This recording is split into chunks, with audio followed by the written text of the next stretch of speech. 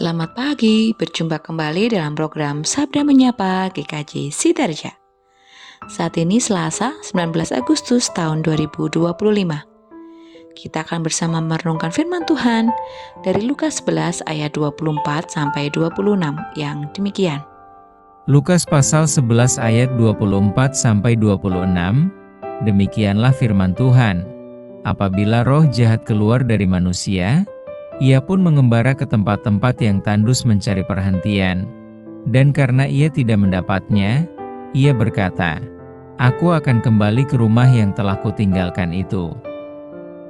Maka pergilah ia dan mendapati rumah itu bersih tersapu dan rapi teratur. Lalu ia keluar dan mengajak 7 roh lain yang lebih jahat daripadanya, dan mereka masuk dan berdiam di situ. Maka akhirnya keadaan orang itu lebih buruk daripada keadaannya semula.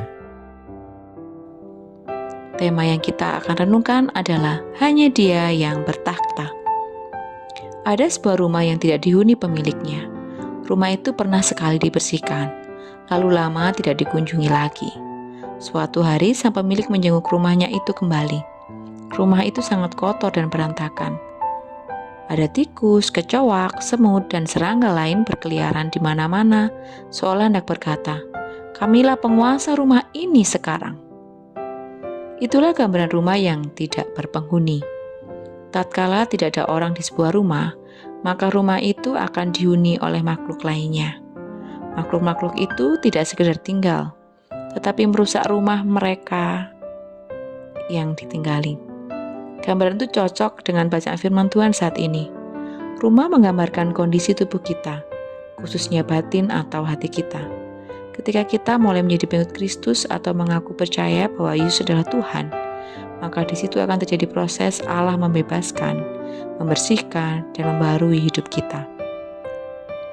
Bersih dan bebas dari roh jahat, itu adalah sesuatu yang sangat membahagiakan. Sayangnya terkadang orang berhenti pada tahap itu saja. Orang tidak sungguh-sungguh dan secara terus-menerus membuka hati untuk Tuhan dan rohnya bertahta di dalam hidupnya. Akibatnya, tanpa sadar orang bisa jatuh ke dalam kuasa roh jahat dan kembali melakukan kejahatan yang malah lebih jauh, lebih besar, meskipun ia telah mengikut Kristus. Karena itu, saat ini kita diajak untuk terus mengalami pembersihan oleh Tuhan dan meminta Tuhan terus bertata di dalam hati dan seluruh hidup kita. Dengan bertatanya Tuhan dalam hidup kita, maka roh jahat, hawa nafsu, dan keinginan daging tidak akan berkuasa lagi dalam hidup kita. Tuhan akan membaharui kita untuk hidup yang baru. Oleh sebab itu, jangan biarkan hati kita kosong. Segeralah meminta Tuhan untuk terus bertakhta dalam hidup kita. Tatkala kita mengaku percaya kepadanya, Tuhan akan membersihkan batin kita dari roh jahat dan kuasa dosa. Biarkanlah Tuhan menguasai, memimpin, mengendalikan, serta membentengi seluruh hidup kita, sehingga roh jahat atau kedagingan atau hawa nafsu duniawi tidak lagi menguasai hidup kita. Mari bersama kita berdoa. Terima kasih Tuhan, di hari Selasa ini kami diingatkan kembali bahwa dosa itu bagaikan lumpur hisap yang terus menarik kami masuk ke dalam dan lebih dalam lagi. Kami akui Tuhan, kami tidak bisa lepas dari segala dosa kami.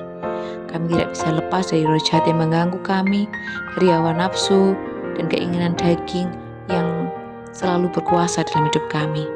Kami rindu Tuhan saat ini. Kami rindu untuk proses.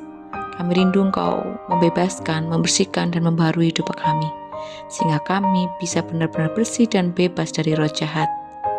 Mampukan kami Tuhan untuk boleh dengan sadar membersihkan batin kami, menjaga hidup kami, dan membiarkan Engkau berkuasa, memimpin, mengendalikan, dan membentengi hidup kami.